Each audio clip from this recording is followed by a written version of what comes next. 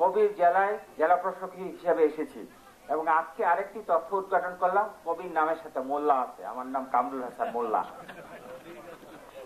তো এই অসংখ্য মিলের সাথে কবির মধ্যে আমি আসলে হৃদয় দিয়ে ধারণ করি, অনুভব করি।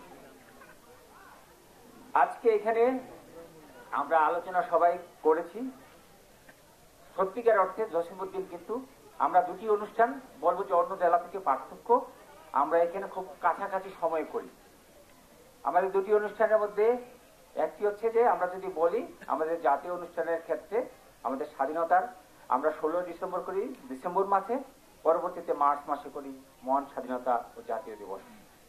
আবার ঠিক একইভাবে জানুয়ারিতে কাছাকাছি সময়, জানুয়ারিতে 1 জানুয়ারিতে কবির জন্মদিন উদযাপন করি এবং এই যে আজকে 14 মার্চ, খুব কাছাকাছি সময়। তো সত্যিকার অর্থে জসিমউদ্দিন ছিলেন একজন দেশপ্রেমিক মানুষ। না হলে কলকাতার মতো জায়গায় কলকাতা বিশ্ববিদ্যালয়ে উনি পড়ালেখা করেছেন, কলকাতাতে তথ্য বিভাগে চাকরি করেছেন।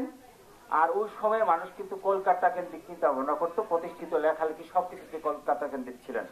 সেখান থেকে কবি এসেছেন, এসে আমাদের ঢাকা বিশ্ববিদ্যালয়ের উনি বাংলা বিভাগে প্রভাষক হিসেবে যুক্ত হয়েছেন এবং পরবর্তীতে উনি কবিতার যে জায়গা ওনার সেই জায়গাগুলোতে আরো সমৃদ্ধ করেছেন, আমাদের সাহিত্য অঙ্গন সমৃদ্ধ করেছেন।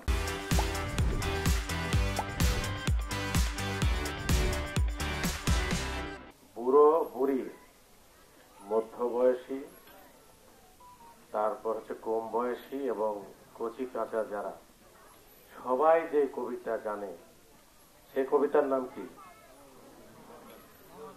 কবিতার নাম কি? মামার বাড়ি, তাই না? কবিতার নাম মামার বাড়ি। আচ্ছা, মামার বাড়ি কেন হলো এটা আগে একটা প্রোগ্রামে বলেছিলাম, আজকে আর বলবো না। তো এই কবিতা নিয়ে আমার একটু কনফিউশন আছে। আমরা যখন ছোট ছিলাম আমরা পড়েছি যে